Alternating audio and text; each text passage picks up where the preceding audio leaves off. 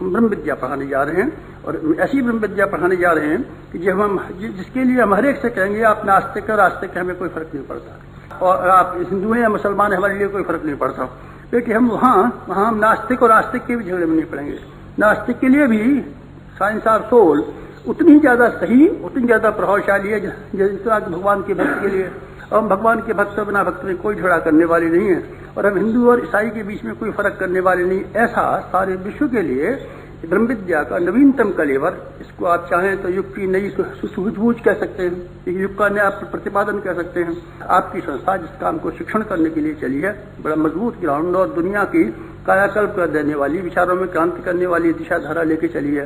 ब्रह्मवर्चस्व एक, ब्रह्मवर्चस्व का दूसरा वाला हिस्सा, ब्रह्म विद्या का सूक्ष्म, ब्रह्म विद्या का पहला वाला हिस्सा हमने लिया है ब्रह्म, दूसरा वाला हिस्सा हमने मिला के चले हैं वर्चस्व। वर्चस्व क्या होता है? वर्चस्व कहते हैं बेटे ताकत, शक्ति को। वर्चस्व, ज्ञान की रक्षा अकेले नहीं हो सकती, ज्ञान अकेला जिंदा नहीं हो सकता। ज्ञान की रखवाली के लिए एक और चीज की जरूरत है, इसका नाम वर्चस्व। सीता जी एक जगह बैठी हुई थी, कुटी में बैठी हुई थी रखवाली के लिए, लक्ष्मण जी थे वो चले गए, बस रखवाली न हो सकी, रावण पकड़ ले गया। सीता जी बड़ी अच्छी थी, बड़ी अच्छी थी बेटे, सात्विक थी, धर्मात्मा थी, पुण्यात्मा थी, पवित्र थी, सरस्वती थी, साध्वी थी, सब जितने भी गुण थे एक और के थे, पर एक कमी थी सीता जी में।